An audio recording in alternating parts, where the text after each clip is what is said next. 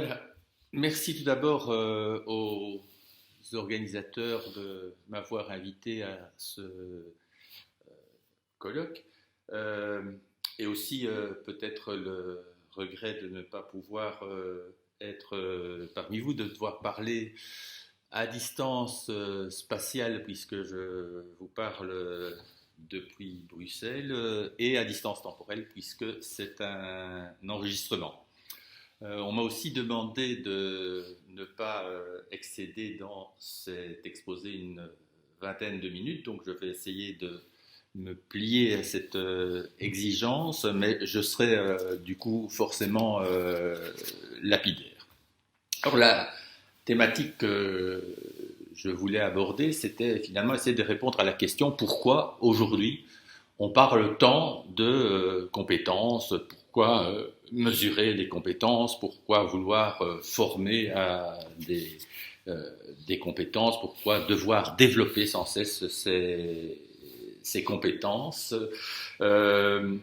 Et donc voilà, par rapport à cette question-là, je pense qu'il faut commencer par un petit retour historique. Un retour historique qui va toucher à la question anthropologique, c'est-à-dire à la question de savoir ce que c'est qu'un être humain, ce que c'est que d'être un humain.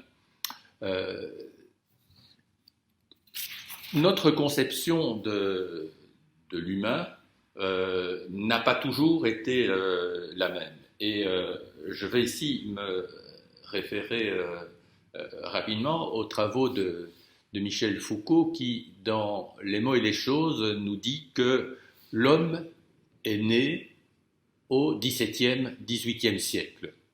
Évidemment, il y avait des humains avant, mais ce qu'il voulait dire, c'est que la conception de l'humain s'était modifiée à cette époque. Et il nous dit, plus précisément, se référant évidemment à la philosophie de Kant, que l'homme est né à ce moment, comme dit-il, doublé empirico-transcendantal. Empirico, c'est le domaine des sciences et les sciences, le modèle de scientificité, c'est à l'époque, et encore largement maintenant, le déterminisme, et transcendantal renvoie à la liberté. Donc l'humain se définit dans ce que Kant appelle une antinomie entre la liberté et le déterminisme, entre la responsabilité et l'irresponsabilité. Les mots responsabilité, que ce soit en français ou en anglais d'ailleurs, les mots responsabilité et irresponsabilité, au sens où on les utilise aujourd'hui, eh bien, ça apparaît au XVIIIe siècle et ça va connaître, ces mots vont connaître un succès absolument considérable et rapide.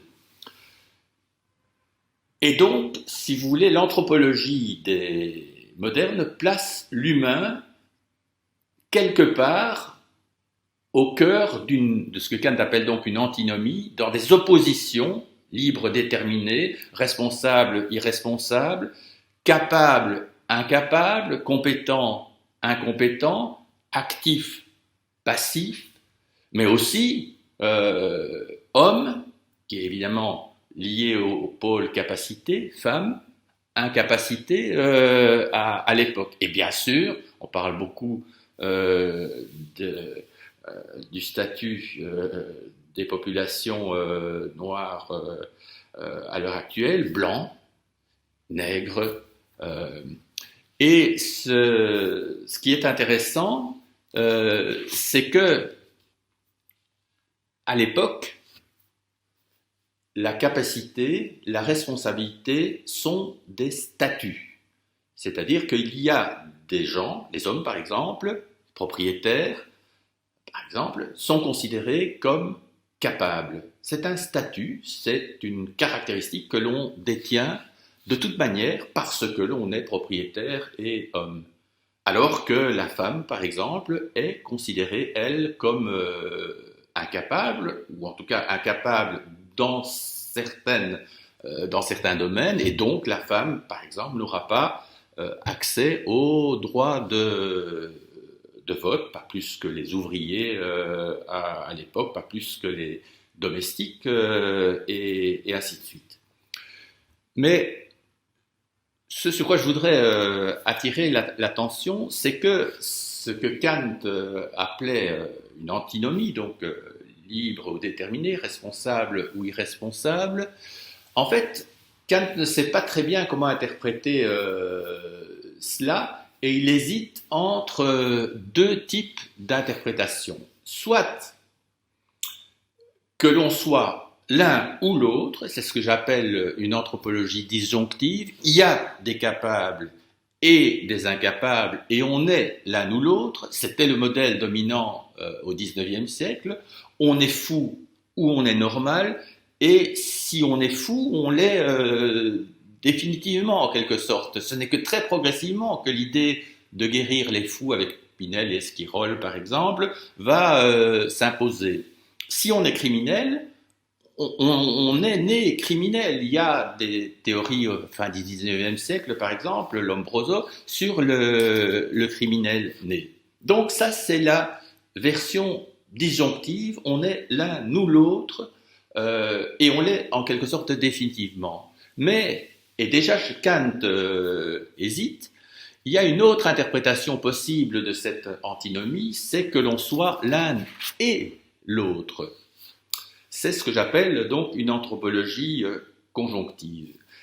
Et l'hypothèse historique que je voudrais faire au niveau de ces conceptions anthropologiques, c'est que si le modèle disjonctif, l'un ou l'autre, va s'imposer, dominer au XIXe siècle, et disons dans la première moitié du XXe siècle, progressivement, le modèle conjonctif va en venir à prendre de plus en plus d'importance et finir par s'imposer. Je pense que le tournant se situe après. Il y a évidemment des prémices auparavant, mais que le tournant va s'imposer aux alentours des années 50, en particulier dans les mouvements contre-culturels aux États-Unis, puisqu'ils vont gagner l'Europe. Et un de ces courants qui, à mon sens, est très significatif de ce tournant, c'est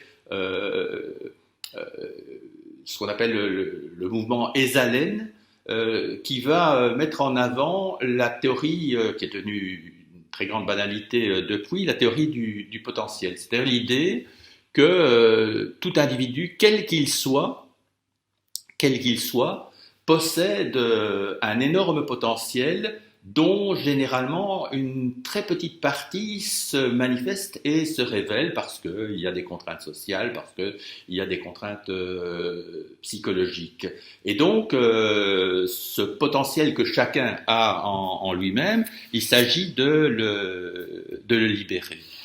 Et donc, je pense que ce modèle conjonctif, cette anthropologie conjonctive, va progressivement prendre le pas sur le modèle disjonctif. Donc toutes les disjonctions qui aboutissaient à des privations de droits, les ouvriers vont pouvoir voter, les femmes vont pouvoir voter, avoir accès très tardivement à des comptes en banque, faire un certain nombre de choses sans l'autorisation de leur mari, etc. Mais donc les disjonctions vont s'affaiblir et va s'imposer progressivement ce modèle que j'appelle conjonctif, c'est-à-dire tout le monde, à tout moment, est toujours à la fois capable et incapable, responsable et irresponsable, compétent et incompétent. Et le vocabulaire, pour dire cela, tapez sur Google et vous verrez à quel point ce vocabulaire s'impose aujourd'hui et sème aujourd'hui. Tout le monde est, pour l'incapacité, disons, fragile, vulnérable, mais tout le monde est aussi résilient, a du potentiel, a des ressources pour s'en sortir.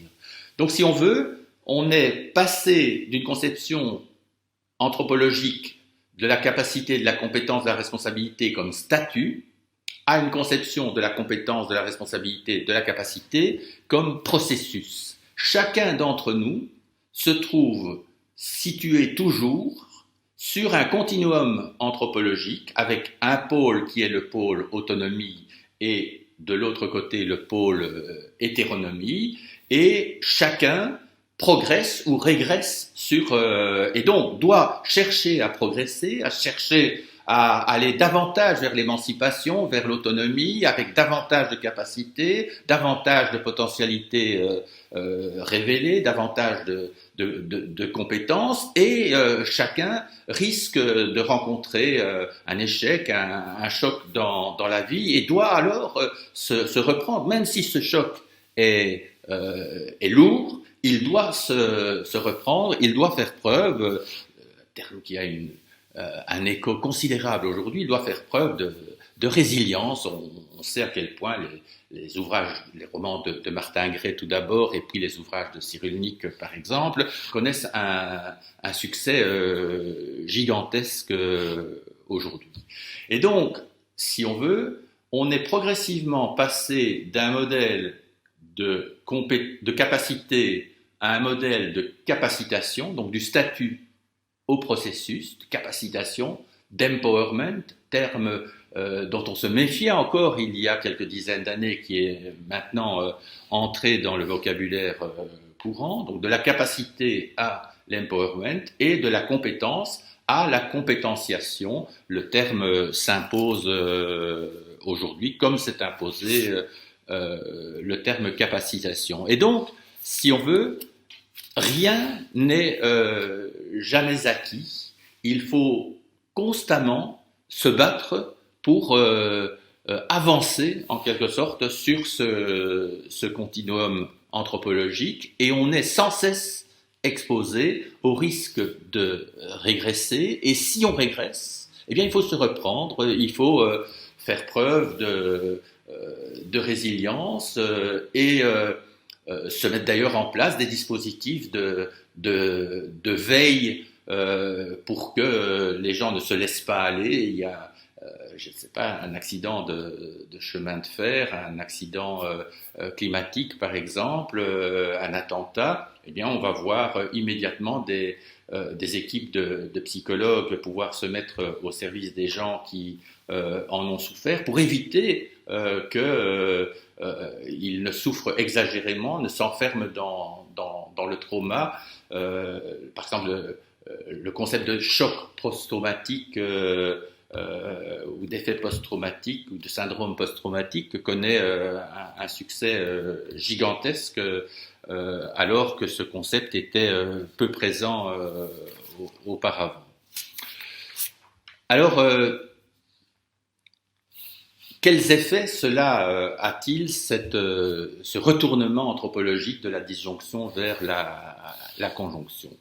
Je voudrais soumettre à votre réflexion 6 éléments qui me paraissent importants à souligner, les 3 derniers étant davantage des ouvertures à la discussion. Le premier point sur lequel je veux insister, je l'ai déjà évoqué, c'est l'accroissement considérable, sans cesse amplifié en quelque sorte, de la pression à la capacitation, à la compétentiation. Donc chacun doit être attentif à garder, à enrichir, à améliorer ses compétences, ses capacités. Chacun est responsable de demeurer dans le coup, de demeurer à la hauteur de ce qu'on attend de lui, et en particulier dans le domaine de l'employabilité. Celui qui régresse, qui ne se forme pas, eh bien perd en quelque sorte du terrain par rapport à ces critères d'employabilité.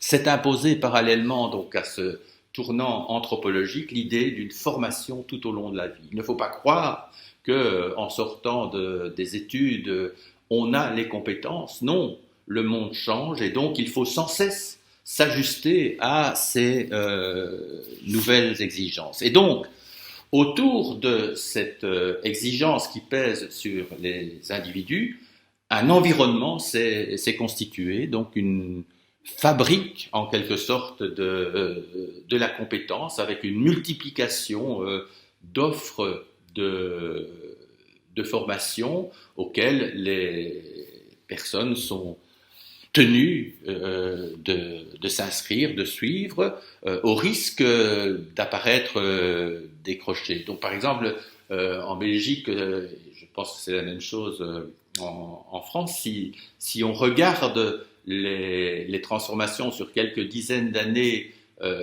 des dispositifs d'aide à l'emploi, d'encadrement du chômage, ce qui est radicalement frappant, c'est la présence aujourd'hui d'une offre gigantesque de formation et d'une individualisation aussi, d'une recherche de l'individualisation des trajectoires de formation.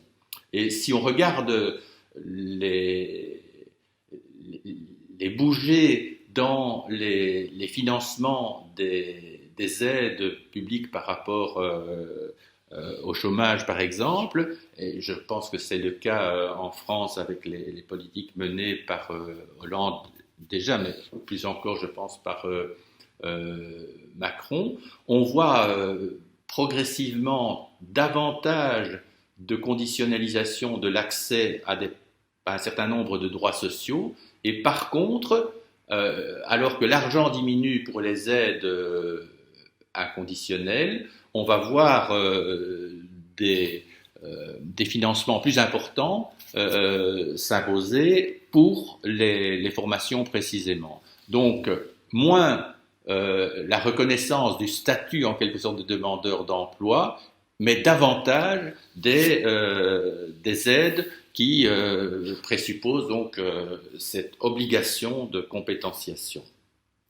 Et j'en viens au deuxième point, c'est la conditionnalisation des droits sociaux. C'est un phénomène massif depuis quelques dizaines d'années en Belgique, mais je pense qu'en France, c'est la même chose.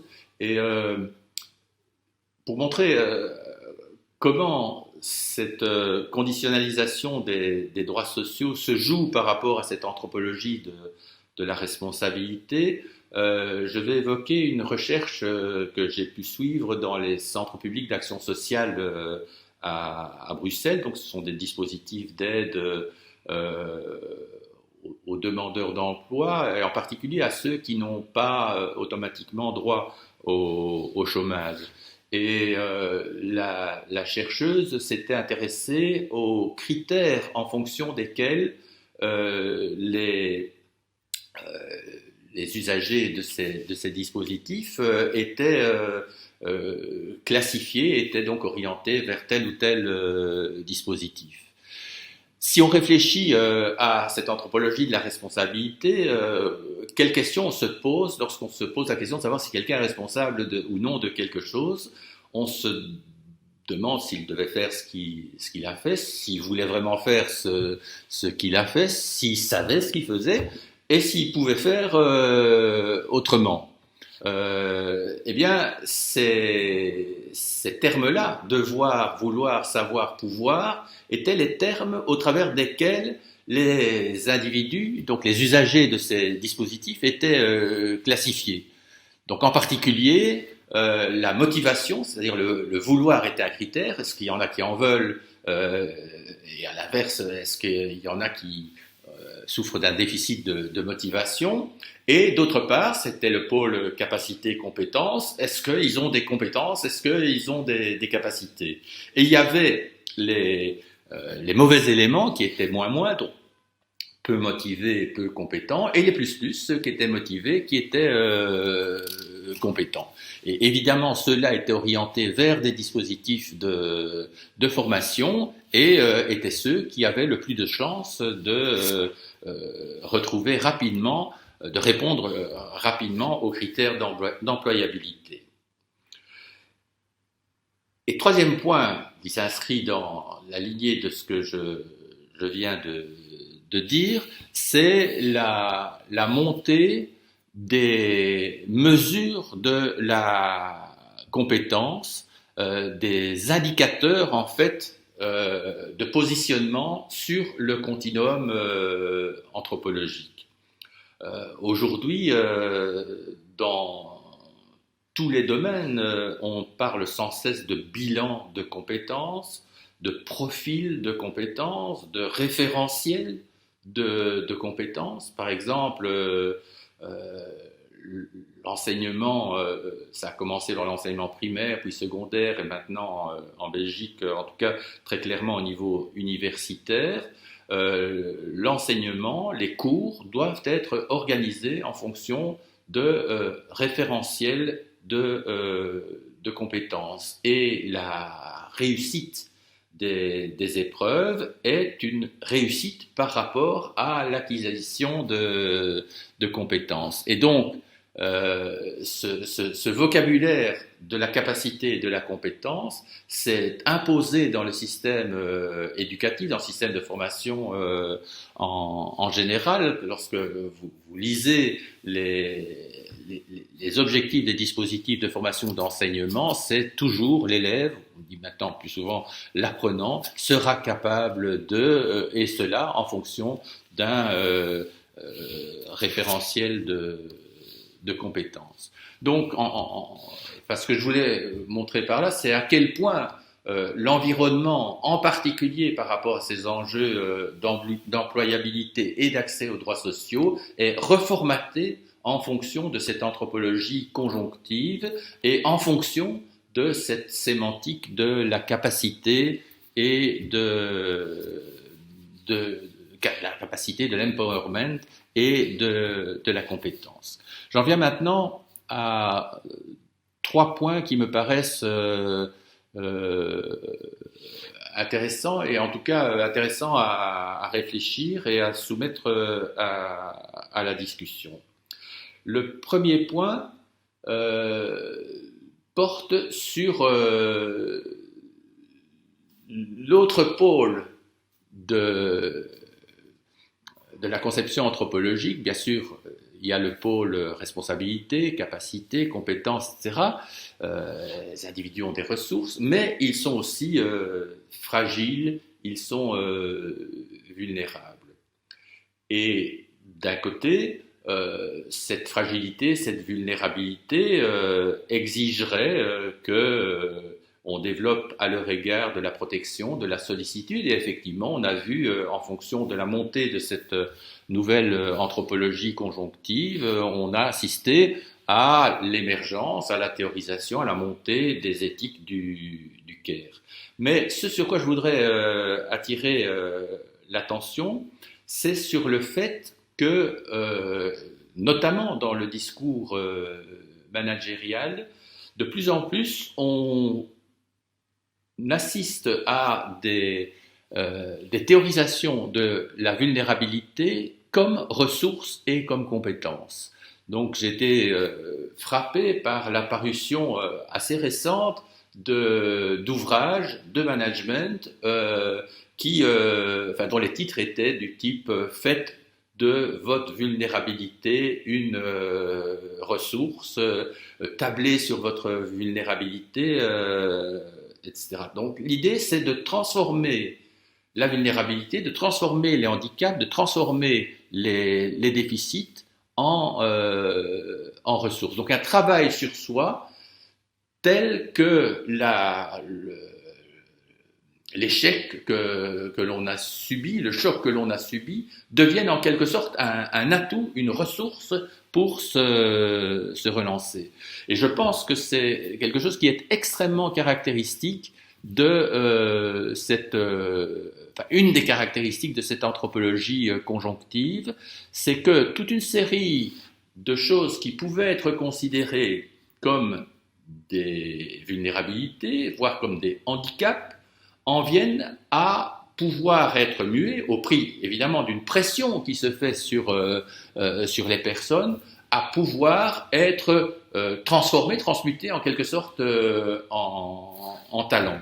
Donc, par exemple, je ne vais pas multiplier les exemples, je n'en ai pas le temps, mais dans le domaine de la pathologie mentale, par exemple, eh bien, la schizophrénie, qui était considérée comme une pathologie mentale lourde, eh bien maintenant, les schizophrènes peuvent se réunir entre eux et considérer une des choses qui les caractérise, c'est-à-dire le fait d'entendre des voix, non plus comme un handicap, comme un signe négatif, mais comme un talent. Et donc se réunissent entre eux des entendeurs de voix.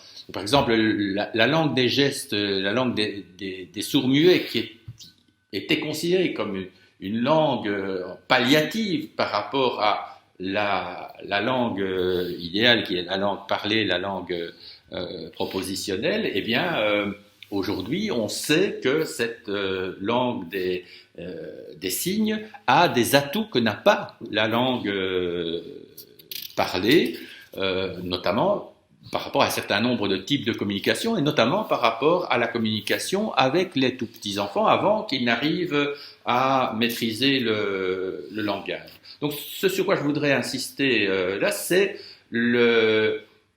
l'entremêlement en quelque sorte entre capacité et incapacité. À la fois la surcapacité peut être considérée comme une vulnérabilité, les surdoués, les élèves à haut potentiel sont aussi considérés comme des gens particulièrement fragiles, et à l'inverse, comment la fragilité, la vulnérabilité, le handicap peut se transmuter en talent. Donc, premier point sur lequel je voulais insister. Le deuxième point sur lequel je voulais attirer l'attention, c'est le détachement progressif de la reconnaissance des compétences par rapport au dispositif classique de formation, donc calqué sur un modèle de transmission pédagogique. Il me semble qu'on assiste aujourd'hui à une valorisation, depuis les années 50 d'ailleurs, avec les alcooliques anonymes, etc., aussi dans le domaine de la psychopathologie, on assiste progressivement à une valorisation, à une reconnaissance de ce qu'on appelle de plus en plus souvent les savoirs expérientiels, c'est-à-dire le fait d'avoir vécu, d'avoir pratiqué certaines choses, eh bien tout cela peut être considéré comme une compétence, comme l'acquisition d'une compétence. Et donc il y a, me semble-t-il, une extension progressive du modèle de la transmission ou de l'acquisition des compétences.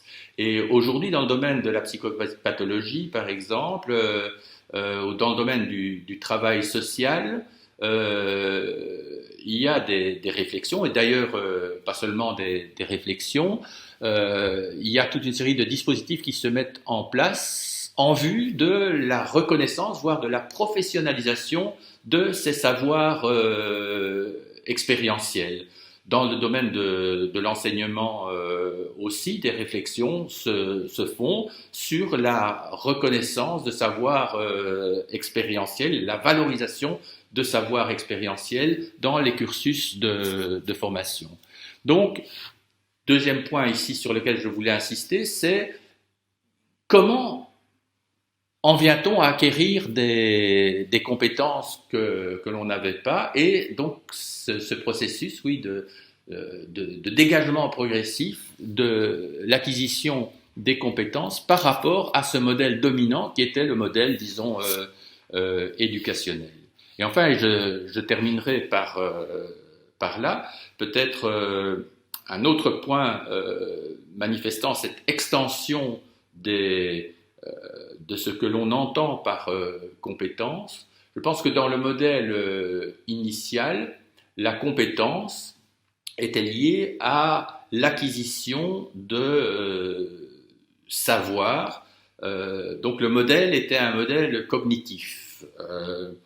Et progressivement, le premier point date déjà de plusieurs dizaines d'années certainement, à cette transmission ou cette conception à dominante cognitiviste de la compétence s'est ajoutée une dimension relationnelle. C'est-à-dire, il n'y a pas seulement les compétences qui sont de l'ordre de ce que l'on sait, mais aussi des compétences au niveau des interactions sociales. Et si on regarde l'offre de formation aux compétences, il y a bien sûr l'acquisition de savoir au sens plus restreint, mais aussi l'acquisition de savoir relationnel, et toute une série de tests sont mis en place, par exemple, par les entreprises pour évaluer les compétences relationnelles de leadership ou pas d'ailleurs, les compétences relationnelles de ceux qui travaillent dans l'entreprise ou qui vont être engagés. Mais ce sur quoi je voudrais insister, et je terminerai par là, c'est l'extension du domaine des compétences, non plus seulement aux relations, mais au domaine esthétique, c'est-à-dire au domaine des émotions. Je pense que la conception anthropologique liée aux compétences cesse d'être monopolisée et par le domaine cognitif et par le domaine socio-relationnel, mais s'ouvre maintenant aux compétences émotionnelles, avec d'ailleurs toute une série de théorisations qui trouvent leur place dans les dispositifs d'embauche, par exemple, toute une série de